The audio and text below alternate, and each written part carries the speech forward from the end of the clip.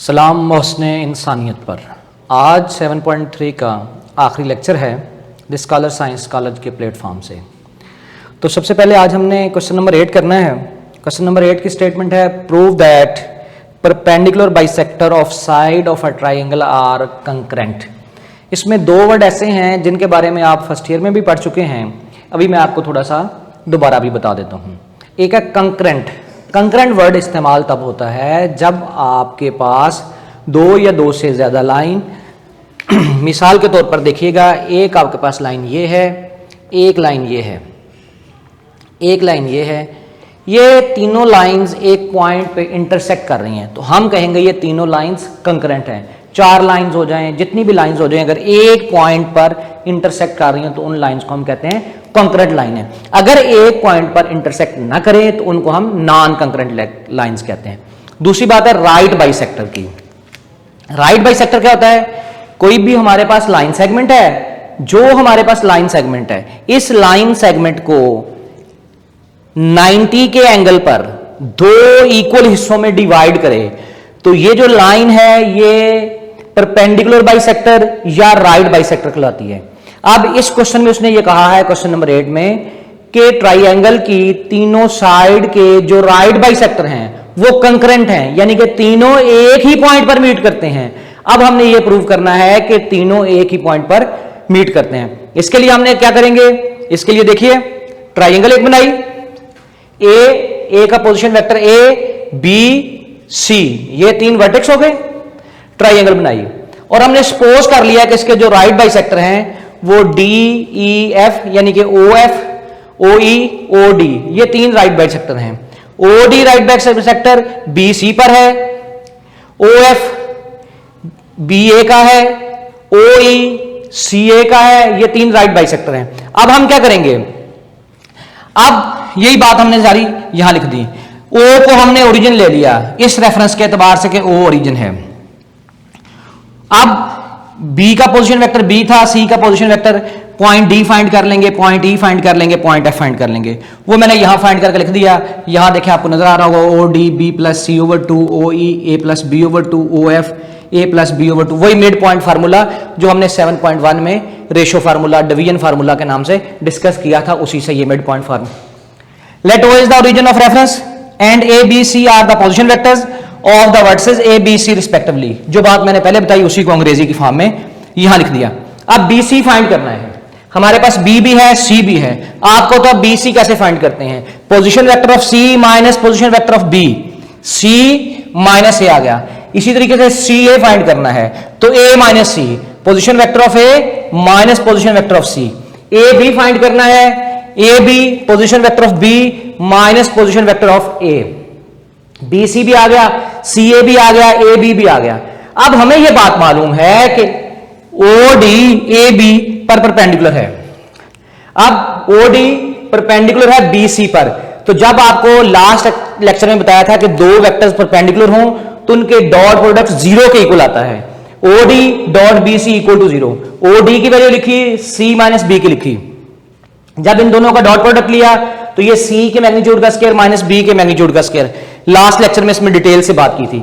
1/2 product of two factor equal to zero, one of them is zero, तो C square minus B square equal to zero आ गया, जिसको आप आसान लफ्जों में कह सकते हैं 2 इधर डिवाइड हो रहा था, उधर जाके मल्टीप्लाई हो रहा है। C square minus B square is equal to zero. इसको मैंने इक्वेशन ए का नाम दे दिया। सिमिलरली देखें, O E perpendicular to C A, O E perpendicular to C A, C A, O E perpendicular to C A. अब ये दो perpendicular थे तो इन दोनों का डॉट प्रोडक्ट क्या आ गया? इक्वल टू जीरो आ गया। सेम एज इट इज जैसे यहां किया था, ए का स्क्वायर माइनस सी का square is equal to zero, 1/2 divide हो रहा था, इधर आकर मल्टीप्लाई हुआ, A square minus C square B के इक्वल आ गया। अब हमने इन दोनों को ऐड कर दिया, adding equation A and equation B. A square minus C square, C square minus B square, minus C square और plus C square cancel, A square minus B square is equal to zero आ गया। अब A square minus B square को हम ऐसे लिख सकते हैं, A vector plus B vector into A vector minus B vector, ऐसे लिखा। फिर इसके साथ 2 डिवाइड कर दिया। अब फिर देखें, 2 इधर भी डिवाइड किया, इधर 0 था, खत्म हो गया। दो वेक्टर का डॉट प्रोडक्ट इक्वल टू 0 है, इसका मतलब है दोनों परपेंडिकुलर हैं। अब दोनों परपेंडिकुलर हैं, OF परपेंडिकुलर AB। अब हमने कहा था कि OD परपेंडिकुलर है, OE परपेंडिकुलर है। प्रूव हमने ये कर दिया कि OF भी परपेंडिकुलर है और इसका आगाज O से ही हो रहा है। तो तीनों परपेंडिकुलर बाइसेक्टर जो है उनका आगाज O से ही हो रहा है। तो इसका मतलब क्या हुआ कि तीनों क्या है, कंकरेंट है, एक ही पॉइंट पर बीट करते हैं। तो यहां हम लिख देंगे hence the right bisector of triangle are concurrent. ये हमारे पास था question number 8। Question number 9, prove that altitude of our triangle are concurrent. सबसे पहले देख लेते हैं कि एल्टीट्यूड किसे कहते हैं। एल्टीट्यूड वर्टेक्स से आगाज और अपोजिट साइड को 90 के एंगल पे कट करते हुए जो लाइन गुजरती है उस लाइन को एल्टीट्यूड कहते हैं। अब हमने ये देखना है कि ये एल्टीट्यूड, जैसे मैंने लास्ट क्वेश्चन में बताया था कि एल्टीट्यूड कंकरेंट होते हैं, यानी कि एक ही पॉइंट पर मीट करते हैं। उसके लिए बिल्कुल पिछले क्वेश्चन की तरह हमने क्या किया, ABC पोजीशन वेक्टर्स नाम दे दिए। पोजीशन वेक्टर नाम देने के बाद हमने इस O को एज अ ओरिजिन ले लिया जैसे लास्ट क्वेश्चन में दिया था। और अब हमने OC, ये OC है, इनके भी नाम रख दिए, जैसे ये OD है, E नाम रख देते हैं, F नाम रख देते हैं, कोई भी। अब OC परपेंडिकुलर AB, ये AB है, OC परपेंडिकुलर है AB पर, तो दोनों का डॉट प्रोडक्ट 0 आ जाएगा। OC क्या है, C का पोजीशन वेक्टर, और AB क्या है, AB आपको मैंने लास्ट क्वेश्चन में बताया था, B माइनस A निकाल, B माइनस A आ गया, दोनों का dot product equal to 0, C dot B minus C dot A is equal to 0। अब सिमिलरली देखें OA परपेंडिकुलर टू BC, ये हमारे पास BC है।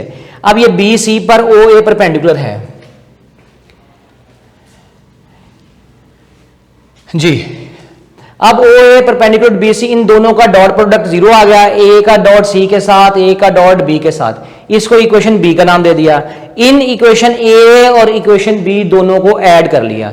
ऐड करने के बाद देखें क्या है हमारे पास, यहां है A dot C minus A dot B, और यहां है C dot B minus C dot A। C dot A dot C, इसके साथ प्लस का साइन है, इसके साथ नेगेटिव साइन है।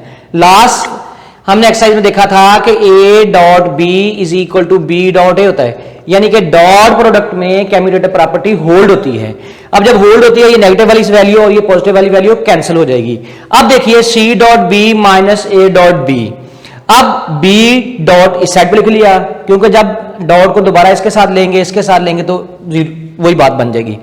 अब दो वेक्टर का डॉट प्रोडक्ट इक्वल टू 0 है, तो उसको हम लिख सकते हैं C माइनस A को AC डॉट OB AC, दोनों का डॉट प्रोडक्ट 0 है, इसका मतलब है दोनों परपेंडिकुलर हैं। अब ये दोनों परपेंडिकुलर हैं तो इसका मतलब क्या हुआ, hence altitude of triangle are concurrent. हमने तो 2 को लेकर चले थे और थर्ड भी परपेंडिकुलर आ गया, और तीनों का जो आगाज है, जी तीनों का जो पॉइंट ऑफ इंटरसेक्शन है वो इसी पॉइंट पर है। तो इसका क्या मतलब हुआ कि ये तीनों एल्टीट्यूड कंकरेंट है, एक ही पॉइंट पर मीट करते हैं। अब नेक्स्ट क्वेश्चन देखते हैं, क्वेश्चन नंबर 10। मैं इसकी स्टेटमेंट पढ़ता हूं, जरा देख लीजिएगा। वो कहता है prove that angle in a semi circle, semi circle circle का हाफ, कहता है कि सेमी सर्कल के अंदर कोई भी एंगल बने तो वो राइट एंगल होता है। इसके लिए हमने एक सेमी सर्कल लिया, इस सेमी सर्कल की उसी तरीके से हम कह देंगे कि ये O एज अ ओरिजिन है, O से लेकर कैपिटल O तक, ये जो रेडियस है ये A है। अब क्योंकि इसकी डायरेक्शन इस तरफ है और इसकी डायरेक्शन इस तरफ है, एक की डायरेक्शन उस तरफ, एक की डायरेक्शन इस तरफ, तो ये पॉजिटिव हो जाएगा और ये नेगेटिव हो जाएगा, जस्ट डायरेक्शन की वजह से। रेडियस लेंथ होती है, नेगेटिव हो नहीं सकती। यहां नेगेटिव साइन इसलिए है क्योंकि ये वेक्टर है और वेक्टर में डायरेक्शन मैटर करती है, तो इसलिए हमने नेगेटिव साइन लिया। और O से लेकर C तक इसका पोजीशन वेक्टर C है। अब यहां ये सारे के सारे रेडियस हैं, A भी रेडियस, नेगेटिव A भी रेडियस, C भी रेडियस। मैग्नीट्यूड लिया तो सारे के सारे प्लस आ देंगे, A कह देंगे या माइनस कह देंगे। AC फाइंड कैसे होगा, AC फाइंड करने का वही पुराना तरीका कर, C माइनस A। BC कैसे फाइंड होगा, C माइनस A। अब क्योंकि यहां पे A नहीं है, यहां माइनस A है, तो इसलिए माइनस लिख दिया। ये नेगेटिव साइन प्लस हो जाएगा, C प्लस A। अब इन दोनों का डॉट प्रोडक्ट लिया, C minus A, C plus A, C का डॉट C के साथ, C का डॉट A के साथ, A का डॉट C के साथ, माइनस A के साथ। अब जरा देखिए, गौर कीजिएगा, ये C डॉट A है, ये A डॉट C है, एक पॉजिटिव है एक नेगेटिव है, दोनों कैंसिल हो जाएंगे। लास्ट क्वेश्चन मैंने कहा था मैं आपको आगे जाके बताऊंगा, वो बता रहा हूं कैसे आपने सॉल्व करना है। ये दोनों कैंसिल हो जाएंगे, ये सी मैग्नीट्यूड का स्केयर, ये ए मैग्नीट्यूड का स्केयर, और यहां हमने कहा था सी का मैग्नीट्यूड और ए का मैग्नीट्यूड दोनों इक्वल हैं, तो ये दोनों भी आपस में कैंसिल हो जाएंगे। A C dot B C equal to 0 आ गया। अब ये दो वेक्टर का डॉट प्रोडक्ट 0 आ जाए तो इसका मतलब है ये परपेंडिकुलर है, तो ए सी परपेंडिकुलर है बी सी के, तो दो वेक्टर का ए सी और बी सी, ए सी और बी सी दोनों का डॉट प्रोडक्ट 0 आ रहा है, इसका मतलब परपेंडिकुलर है, तो इसका मतलब है यहां पे जो एंगल बन रहा है ये कितना है, ये 90 डिग्री है। यही हमने प्रूव करना था। इस एक्सरसाइज का क्वेश्चन नंबर 7 भी देखते हैं जी। तो क्वेश्चन नंबर 7 है हमारे पास कि prove that mid point of hypotenuse is equidistance from its vertices, यानी कि राइट एंगल ट्राइंगल का जो वर्टिसेस हाइपोटेन्यूज है वो अपने वर्टिसेस से इक्विडिस्टेंस पर है। तो इसको प्रूव करने के लिए हमने क्या किया, एक्स एक्सिस ड्रा कर लिया, वाई एक्सिस ड्रा कर लिया।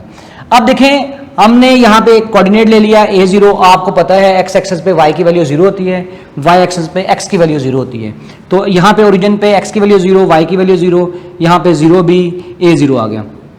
अब हमने प्रूव करना है, लेट से हम कंसीडर कर लेते हैं कि m is mid point of A B, ये हमने कंसीडर कर लिया कि m मिड पॉइंट है। अब देखिए consider a right angle triangle OBC as shown in figure, OAB is hypotenuse, let m is mid point of AB, हमने m को मिड पॉइंट कंसीडर कर लिया है। वी हैव टू शो, हमने ये शो करना है कि AM A से M तक का डिस्टेंस, B से M तक का, O से M तक का, ये तीनों आपस में इक्वल हैं। इसके लिए हमने पहले M की वैल्यू फाइंड कर ली, वो मिड पॉइंट फार्मूला लगाया, A/2 B/2 हमारे पास वैल्यू आ गई। अब देखिएगा AM हमने फाइंड करना है। AM कैसे फाइंड करेंगे, position vector of M minus position vector of A। M की वैल्यू लिखी, A की वैल्यू लिखी, A/2 minus A minus 2 LCM लिया तो माइनस A/2 B/2, इसको कंपोनेंट फैक्टर फॉर्म में लिख दिया, minus A/2i plus B/2 J आ गया। अब इसका मैग्नीट्यूड लिया, मैग्नीट्यूड वही मैंने बताया था, I वाले कंपोनेंट का स्क्वायर, J वाले कंपोनेंट का square, A square plus B square over 4 का √2 आ गया। BM, अब हम BM फाइंड करते हैं, तो M हमने कहा था मिड पॉइंट, तो मिड पॉइंट हमने फाइंड किया, A और B पे वही रेशो फार्मूला लगाकर जो 7.1 में हमने पढ़ा था, x वाले को x वाले में ऐड किया, y वाले को y वाले में ऐड करके हमारे पास ये आंसर आ गया। अब हमने फाइंड करना है AM क्यों फाइंड करना है, क्योंकि हमने प्रूव करना है AM is equal to BM is equal to OM। तो AM फाइंड करने के लिए position vector of M minus position vector of A, M की वैल्यू लिख दी, A की वैल्यू लिख दी, सिंप्लीफाई किया, हमारे पास AM की वैल्यू आ गई माइनस A/2i प्लस B/2j। इसका मैग्नीट्यूड लिया, मैग्नीट्यूड लेने का तरीका भी बता चुका हूं, I के कंपोनेंट का स्क्वायर, J के कंपोनेंट का स्क्वायर, एलसीएम लिया A square plus B square over 4 का अंडर रूट आपको पता है 2 होता है। AM का मैग्नीट्यूड फाइंड कर लिया, अब हम BM फाइंड करते हैं। BM कैसे फाइंड करेंगे, position vector of M minus position vector of B। M की वैल्यू लिखी, B की वैल्यू लिखी, सिंप्लीफाई किया, A/2i माइनस B/2j।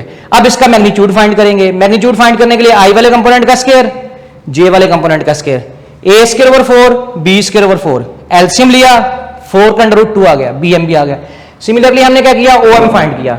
अब OM कैसे फाइंड करेंगे, OM तो ऑलरेडी हमारे पास M का पोजीशन वेक्टर है, अब OM हमारे पास आ गया A square over 2 B square over 2। अब जरा देखें OM की वैल्यू, BM की वैल्यू और AM की वैल्यू, तीनों की वैल्यू एक जैसी है, तो इसका मतलब क्या हुआ कि M is the equidistance from its vertices. ये था 7.3 का आखिरी क्वेश्चन जी स्टूडेंट्स। 7.1, 7.2, 7.3 हमने डिस्कस की। अब हमारे पास 7.3 मैंने आज कंक्लूड कर दी। आपका कोई क्वेश्चन, कोई कंसेप्ट जो मिस हो गया हो या आपको कंफ्यूज कर रहा हो तो आप मुझसे पूछ सकते हैं। नेक्स्ट लेक्चर तक के लिए मैं आपसे इजाज़त चाहूँगा। अल्लाह हाफिज़।